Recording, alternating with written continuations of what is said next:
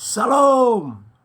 Tuhan Yesus mengasihi kita, melindungi dan akan membawa kita ke surganya, supaya janjinya tergenapi di dalam kita dan surga itu menjadi bagian dari hidup kita. Di mana janji firman-Nya berkata, "Aku pergi untuk menyediakan tempat bagimu di tempat Bapa, yaitu di surganya yang kekal, supaya di mana aku berada, kamu pun berada di sana." Dan jalan ke situ, kata Tuhan Yesus, adalah Dia sendiri. Jalan dan kebenaran dan kehidupan yang ada di situ. Terpujilah Bapa kekal selamanya. Haleluya. Amin. Ya. Jadi sekarang kita melanjutkan perjalanan kita. Perjanjian lama. Ya, kita akan mendapatkan mutiara-mutiara terpendam yang Tuhan sediakan bagi kemaslahatan, bagi kebaikan, bagi penghiburan, bagi kekuatan rohani kita. Terpujilah Bapa kekal selamanya. Bapa yang Maha Kuasa disebut Bapa El Shaddai. Kita sudah ada di pasal 4 Yosua. Wah, satu pasal ya. Kita rampungkan ya. Luar biasa. Ini memang perjanjian lama ini satu pasal itu berkelanjutan terus. Nah, kalau di kitab pembukaan rahasia kitab Wahyu, itu satu suku kata saja bisa menyangkut ke perjanjian lama, perjanjian baru, dan yang akan datang. Jadi, waduh, kurang waktu. Ya, kita lanjut. Judulnya ada ke-12 batu peringatan. Nah, ini dibadikan oleh teman-teman muslim membenarkan bahwa mereka menyembah batu hitam, karena di Kristen pun ada perkara batu ini. Ya, tapi meleset. Dia menganggap kalau mereka mengimbangi dan bahkan membuat lebih daripada batu ini, batu hitam itu ya, derajatnya ya. Dikelilingi 7 kali ya toh, sujud menyembah di hadapannya. Itu memberitahukan bahwa Kristen kalah. Daripada batu yang ada di Kristen ini kalah dibandingkan dengan batu yang ada di Mekah, di Baitullah Mekah. Nah, kalau Daniel menyembah Tuhannya menghadap ke Yerusalem 3 kali sehari, di Al-Quran juga 3 kali sebenarnya sembahyang itu, 3 waktu. Tetapi dikalahkan oleh hadis 5 waktu. Makanya di Indonesia ini, kehidupan beragama intoleran itu melebih-lebihkan. Sama dengan itu, dilebih-lebihkan. Ternyata dia di Arab hanya 3 waktu. Jarang terdengar di sana intoleran. Toleransi ada, kecuali kalau di Iran ya, di Iran, dan lalu-lalu memang ada. Kalau seseorang meninggalkan agama Islam, hukumannya adalah mati, dirajam atau dilempari batu atau digantung. Tapi sekarang sudah sangat berubah sekali. Lah, kalau di Indonesia ini memaksakan kehendak, mau merongrong NKRI, menutup daerah tempat-tempat ibadah, sementara mesum-mesum yang dilakukan di pondok pesantren tidak pernah mereka gaungkan supaya ditutup. Sementara gereja datang memberikan kesembuhan, mengusir setan segala macam, dan itu sudah terbukti. Muslim dan muslimah juga banyak yang dilawat dan dijamah Tuhan Yesus. Berapa miliar anggaran yang dikeluarkan oleh pemerintah untuk bidang kesehatan? Adakah 1 rupiah mengalir kepada hamba-hamba Tuhan? Tidak minta ngemis-ngemis. Maksudnya, janganlah ini dipadamkan, janganlah gereja ditutup. Itu aja loh maksudnya. Sudah membantu masyarakat loh. Dan mereka itu sudah terbentur tembok untuk mereka sembuh. Bahkan ada sudah bertahun-tahun tidak sembuh-sembuh. Bahkan mereka banyak yang sudah habis duit, tidak sembuh-sembuh. Tetapi dalam hitungan menit lah, bahkan boleh dikatakan detik, itu dijamah oleh hamba Tuhan yang diberi warisan kuasa kesembuhan dan mengusir setan. Dalam hitungan menit sembuh. Tidak bisa lagi dipungkiri apa yang dikerjakan oleh Bapak Pendeta Rasuli Lubis. Ya dari Rasuli aja ya. Rasul pertengahan ya. Nah itu sudah viral di mana-mana.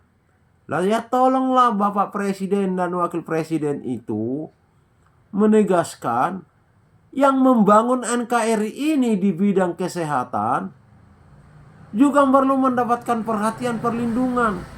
Tapi yang merongrong untuk pembubaran gereja segala macam juga perlu mendapatkan perhatian. Kan sudah ada di HUKAP-nya. Oke lah. Kalau memang terhalang izin, tidak apa-apa. Diurus izinnya lagi dari awal. Dan katanya disarankan atau apa ya nama istilahnya itu, GSM itu supaya sembahyang di mall. Emang mallnya siapa? Emang polisi menyediakan dana untuk biaya mall itu? Kalau memang GSM ada punya duit dan dia sembahyang ke sana, oke lah, dua pihak akan dihukum. Loh, pihak yang membubarkan tetap ditangkap dong. Mana ada di situ klausulnya apabila itu tidak punya izin. Negara ini kan sudah menjamin pasal 27 ayat 1 bahwa semua sama di mata hukum.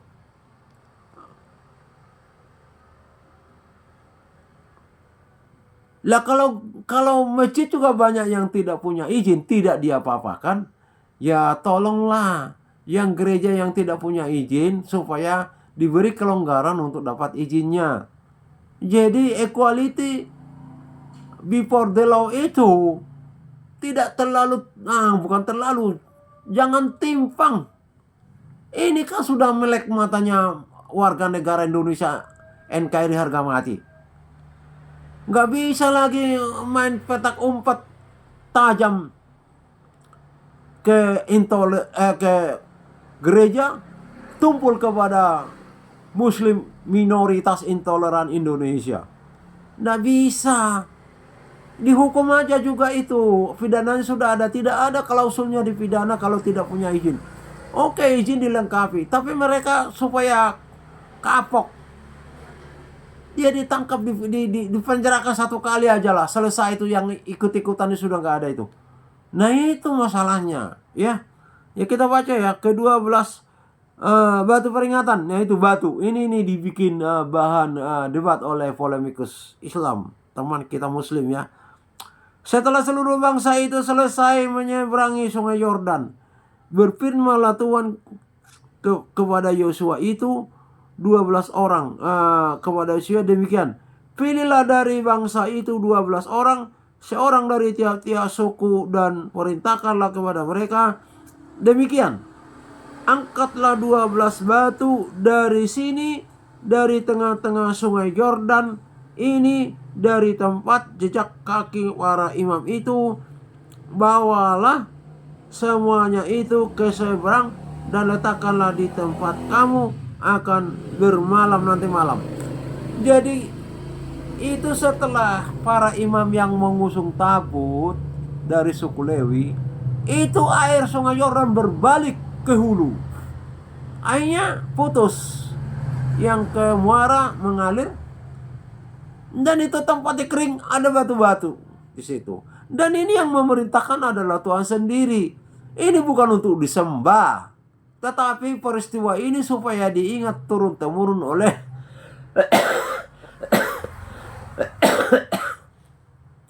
oleh bangsa Israel. Hanya diambil dari batu-batu itu untuk dijadikan tugu peringatan terjadi peristiwa yang sangat dahsyat, di mana air mengalir ke hulu, bukan ke hilir. Katanya Wakil Presiden, perlu ada hilirisasi. Wah, itu terjadi. Dan antara mengambil SDA strategis, ya, seperti batu bara lah. Batu bara bisa menjadi gas. Itu sudah digagas oleh Pak Jokowi. Lah kenapa? Atau dikuatkan oleh Pak Prabowo untuk mandiri. Kenapa kita ketergantungan impor gas yang dilakukan oleh JK? karena dia punya perusahaan dan mungkin mendirikan perusahaan untuk itu, kita nggak tahu. Tapi yang jelas bertentangan antara Pak Jokowi dengan JK dalam hal LPG. Nah, semua digagalkan. Semua digagalkan. Apa itu? Penggilingan minyak supaya tidak minyak mentah diekspor ke, katanya, ke luar negeri, entah ke Rusia, entah kemana saja itu, ke Irak, ke segala macam, ekspor dari sana.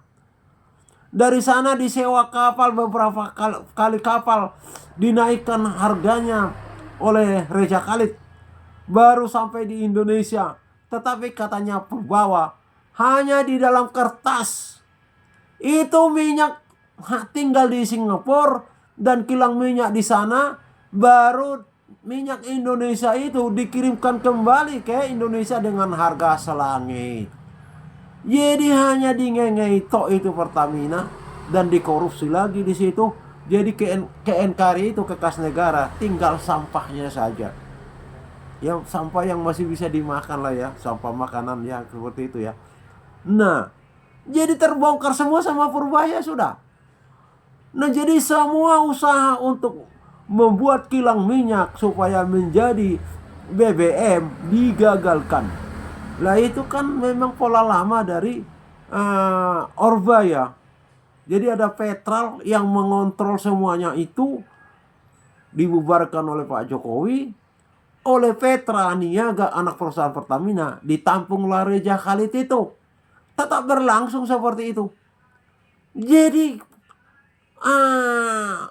akal bulusnya seperti itu. Di Singapura yang dijadikan menjadi minyak BBM, tapi katanya dari luar negeri, bukan di Singapura. Nah, dari Singapura ke Indonesia ini kok harganya naiknya seperti itu melanglang buana. Makanya Reja Khalid itu super soge, dapat informasi sempat viral bahwa orang-orang yang mau menyogok pemerintah $1. Tidak tahu $1 Singapura atau Amerika, $1, 1 triliun. Bayangkan berapa kayanya. Jadi Reja Khalid itu tidak hanya di Pertamina bermainnya, sudah ikut ke negara-negara lain. Ya mungkin dengan bahan bakunya BBM mentah dari Indonesia. Wah, sangat luar biasa.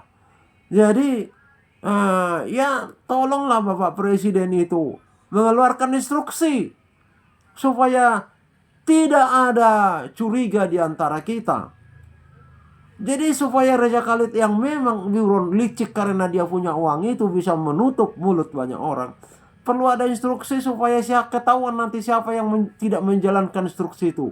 Sehingga oknum-oknum di kejaksaan atau di KPK atau di polisi bisa ketahuan. Ya hanya itu aja yang bisa melindungi ini. TNI nggak tahu ya. Apakah bisa terlibat, TNI nggak ngerti juga. Kalau anggota dewan sudah terbongkar bahwa memang juga mereka menerima dari Reja Khalid. Apa mantan presiden Jokowi juga menerima? Saya tidak tahu. Makanya ini tidak akan pernah bisa ditangkap. Tapi kalau Pak Prabowo itu betul-betul serius di dalam perkataan sama dengan tindakan, keluarkan instruksi. Iya, biar ketahuan. Kalau mereka nggak melaksanakan, apa alasannya? Iya, jadi institusinya bila perlu yang sudah melibatkan intelijen di luar negeri ya, mata-mata kalau notice red notice itu ya. Jadi apa namanya, internasional. Nah, kok nggak bisa ditangkap? Nah, itu dulunya direkomendasi oleh mantan dirut utama Pertamina sebelum si Gunawan atau siapa itu jadi dirut, yang perempuan yang telah disel sekarang akibat Petra Niaga yang menampung si Reja Khalid itu. Nah, itu rekomendasi dari Petral itu. Makanya kuat si Reja Khalid itu di Pertamina karena dugaannya itu dari memang cendana ya, dugaannya itu karena Reja Khalid itu diberitakan dari Petral. dilindungi oleh Pertamina di Petraniaga karena ada surat sakti itu yang diberitakan oleh Dirut Pertamina yang di penjara itu yang perempuan. Nah itu sudah. Tapi bagaimanapun Indonesia sudah menepis, sudah mengupas, sudah membuang jejak korupsi di Pertamina. Jadi harapannya Pertamina ke depan itu sudah nggak ada lagi korupsi ala Reja Khalid, hanya main kertas, faktor, bermain di faktor. Dia itu kerjanya hanya itu, taunya ilmunya hanya itu, tetapi luar biasa kekayaannya. Tidak tahu, diberitakan di medsos 2000 T kekayaannya. Sementara APBN untuk satu orang itu hanya 3,8 T. Jadi hampir sama dengan anggaran satu tahun negara Republik Indonesia 200 ya jutaan rakyat. Coba bayangkan kekayaan satu orang.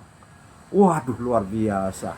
Makanya kalau dia mengeluarkan 1 T untuk menyogok pemerintah, ya ini sebenarnya sudah viral. Dan datang lagi yang kedua sogokan kepada HN ya 1,5 T, tetapi cepat menghilang. Lah maksud saya ini ya, Bapak Presiden keluarkan instruksi supaya Bapak tidak diduga hilangnya Raja Khalid karena isu penyuapan itu. Iya, dari ketahuan siapa yang melindungi. Sudah ada KPK, sudah Kejagung, KPK, Polri yang menangani hal-hal seperti itu. Tetapi di mana letaknya? Ini masyarakat bertanya-tanya. Apakah sudah semua kena disogok oleh Raja Khalid? Saya kira kalau Prabowo sama Gibran tidak. Karena mereka yang memulai bersih-bersih di zaman pemerintahnya sekarang ini. Dan sangat luar biasa, semua sekarang ini berlomba-lomba membongkar busuk-busuk yang telah ditanam berabad-abad, bertahun-tahun sepanjang kemerdekaan ini. Semua dibongkar. Ya, ada firman Tuhan dikatakan di dalam Matius 10 ya, ayat 26-27. Jadi janganlah kamu takut terhadap mereka, karena tidak ada sesuatu pun yang tertutup yang tidak akan dibuka. Wah, ini tergenap ini. Pasti akan terjadi terus dibongkar. Dan tidak akan dibuka yang tertutup yang tidak akan dibuka, dan tidak ada sesuatu pun yang tersembunyi yang tidak akan diketahui. Apa yang kukatakan kepadamu dalam gelap, katakanlah itu dalam terang, dan apa yang dibisikkan kepada telingamu, beritakanlah itu dari atap rumah. Ini dasar yang 27 ini debat. Ya, debat ini dasarnya. Matius 7 ayat 27 ini. Yang bongkar habis korupsi, Alkitab palsu, Al-Quran, hadis, semua dibongkar. Ya, saya lanjutkan lagi ya. Lalu Yesus memanggil 12 orang yang ditetapkannya dari orang Israel itu, seorang dari tiap-tiap suku. Dan Yesus berkata kepada mereka, menyeberanglah. Ini kan batu-batu sudah disusun ya untuk peringatan peristiwa mengalirnya air dari hilir ke hulu.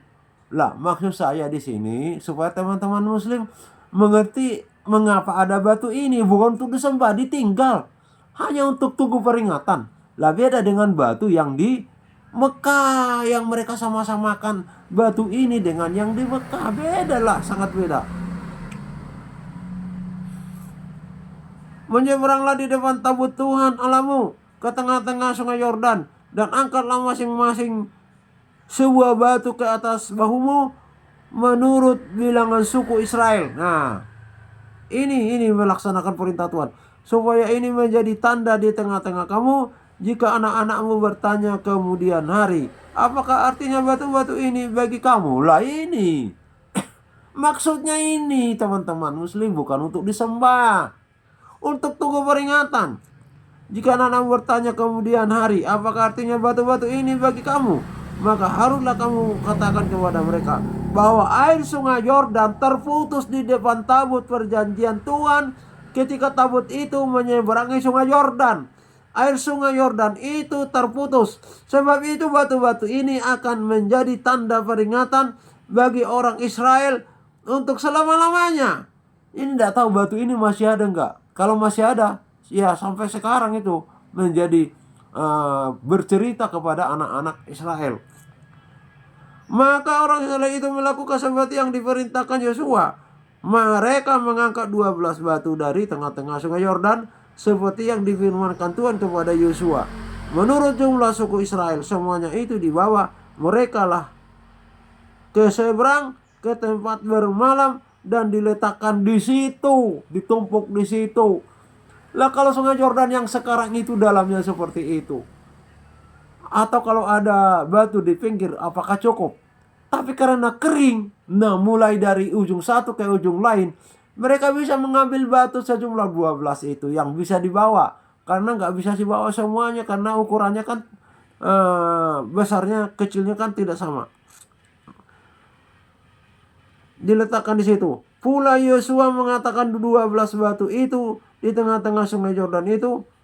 Pula Yosua menegakkan 12 batu dari tengah-tengah sungai Yordan itu di tempat bekas berjejak kaki para imam pengangkat tabut perjanjian itu. Batu-batu itu masih ada di sana sampai sekarang. Jadi jejaknya para imam itu diletakkan dari pinggir ke pinggir 12 batu suku Israel untuk menjadi peringatan. Nah, ini kalau batunya kecil ya mungkin sudah tergeser ya. Jadi ada di sungai itu jejaknya supaya mereka tahu dari mana mereka menyeberang. Nah ini sekarang bagaimana ini para ahli-ahli sejarah ini? Ini tolong diselidiki ini batu-batu ini kalau ada berjejer dari pinggir satu ke pinggir lainnya itu. Nah ini barangkali itulah tempat para Lewi yang mengusung dan bangsa Israel menyeberangi sungai Yordan yang airnya mengalir dari hilir ke hulu sehingga berhenti. Ini kalau diselidiki mungkin masih ada batu-batu ini. Batu-batu itu masih ada sampai sekarang. Para imam mengangkat tabut itu tinggal berdiri di tengah-tengah sungai Yordan sampai selesai dilakukan segala yang diperintahkan Tuhan kepada Yosua untuk disampaikan kepada bangsa itu sesuai dengan segala yang diperintahkan Musa kepada Yosua. Maka menyeberanglah bangsa itu dengan cepat-cepat. Nah, jadi ada tugas, ada berapa kejadian ini. Jadi bangsa Lewi itu menyeberang ke sungai Yordan. Di tengah-tengah mereka berhenti ketika air itu sudah naik ke hulu. Dan Yosua memerintahkan 12 batu untuk dipasang secara sejajar, satu garis, dari tempat mereka menyeberang sampai mereka meninggalkan sungai Yordan itu 12. Diambil lagi 12 di tempat mereka bermalam. Ini mengindikasikan bahwa ada 24 rasulnya Tuhan Yesus. Hujan air 12, hujan awal 12. Ini semuanya berkaitan dengan perjanjian baru. Iya, ini sudah menceritakan bahwa akan ada panggilan rasul itu 24. Baca itu kitab Wahyu, ada 24 tua-tua. Disebutkan sudah ada di sorga. 12 itu dari hujan awal sudah hidup mereka. Dan sudah meninggal, sudah ada di surga. Yang menjadi aneh, ada 24 tua-tua yang sudah ada juga di surga, tapi belum jadi manusia di bumi. Ini nanti di akhir zaman ini, di materai keempat ini, pada akhir materai ini memasuki materai kelima, itu 12 suku akhir, hujan akhir dari Yesus yang ada di surga sekarang akan menjadi manusia. Tidak tahu kalau ini tetap hasil dari perkawinan ya. Kecuali kalau 12 tentara tangan kanan Allah Bapa yang dilahirkan dari darah Yesus yang menciptakan manusia yang lebih mulia, lebih saleh daripada Maria untuk dijadikan tentara Allah Bapa di surga menghadapi perang surga melawan setan. 144.000 dari 12 suku bangsa non-Yahudi. Karena Yahudi sudah selesai lah 12 pembicaraan itu di perjanjian lama. Yang dibicarakan itu di kitab Wahyu berarti 12 suku Yahudi rohani, kata Paulus. Karena susunannya tidak sama dengan susunan suku Badui Israel. Iya, ini gimana nih? Mana nih? 11. Ketika seluruh bangsa itu selesai menyeberang, maka menyeberanglah tabut Tuhan itu serta para imam di depan mata bangsa itu. Juga Bani Ruben, Bani Gad, dan suku Manase yang setengah itu menyeberang dengan bersenjata di depan orang Israel itu, seperti yang dikatakan Musa kepada mereka. Kira-kira 40.000 orang yang siap untuk berperang menyeberang di hadapan Tuhan ke dataran Yeriko untuk berperang. Nah ini kok perlu diintip sama Yosua. Tuhan sendiri yang menentukan langkah-langkah untuk menyerang Yeriko. Jadi nanti ini yang tertinggal yang punya milik pusaka warisan sebelum ke tanah Kanaan, Ruben dan setengah Manase. Tetapi kenapa malah 10 suku hilang?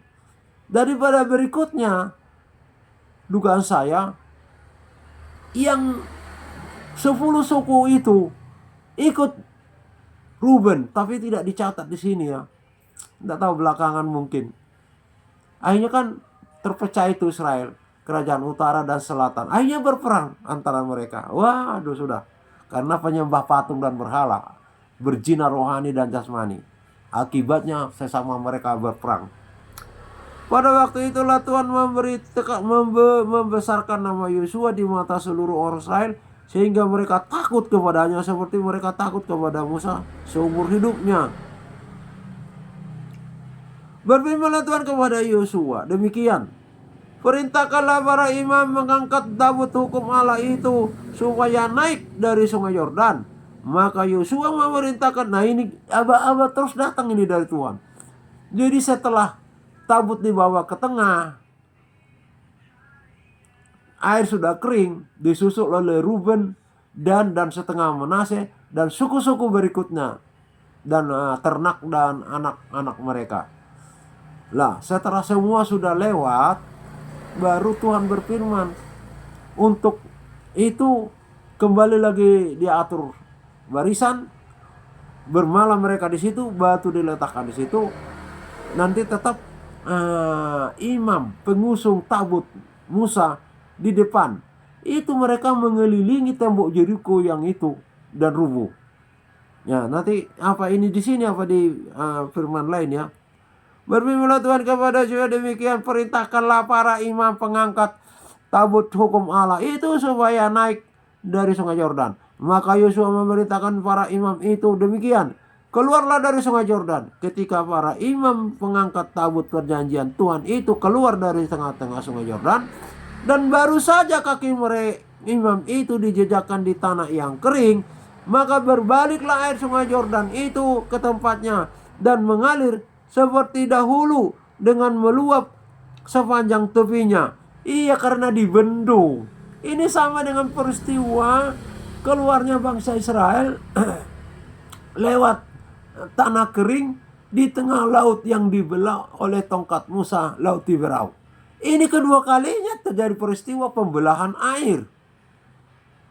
Kering, maka berbaliklah air sungai Yordan itu ke tempatnya dari hulu ke hilir, mengalir seperti dulu dengan meluap sepanjang tepinya. Iyalah, bangsa itu telah keluar dari sungai Yordan pada tanggal 10 bulan pertama, dan mereka berkemah di Gilgal di batas timur Yeriko. Masih batas timur Yeriko, bukan di situ temboknya Yeriko, di luar tembok Yeriko mereka.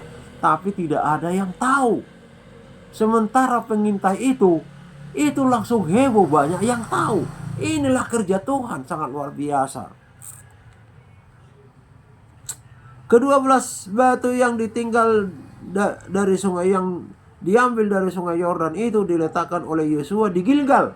Dan berkatalah ia kepada orang Israel demikian, apabila di kemudian hari anak-anakmu bertanya kepada ayahnya, apakah arti batu-batu ini? Maka haruslah kamu beritahukan kepada anak-anakmu, begini, Israel telah menyeberangi sungai ini di tanah yang kering, sebab Tuhan Allahmu telah mengeringkan di depan kamu air sungai Yordan, sampai kamu dapat menyeberang seperti yang telah dilakukan Tuhan Allahmu dengan laut Tiberau, terhadap laut Tiberau.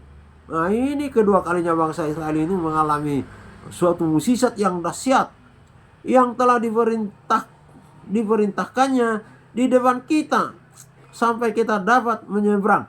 Nah, yang mengalami menyeberang laut Tiberau dikeringkan oleh Tuhan dengan menyuruh Musa memukul tinggal Yosua dan Kaleb. Makanya dibuat lagi nih yang kedua kalinya kepada keturunan yang di padang gurun, karena semua yang menyeberangi Tiberau habis mati di padang gurun karena mereka bersungut-sungut terus. Ditangkanya di depan kita, supaya semua bangsa di bumi tahu bahwa kuat tangan Tuhan, dan supaya mereka selalu takut kepada Tuhan Allahmu. Lah, andai kata Israel itu tidak murtad, ya, membunuh Yesus yang adalah Mesias yang mereka terus-terusan minta, tetapi mereka bunuh, perang antara Iran dan Israel ini mungkin tidak perlu ada, tidak akan ada. Karena itu akibat dari penumpahan darah Yesus. Dia membunuh dan dibunuhlah. Jadinya terpujilah Allah kita kekal selamanya. Haleluya. Amin.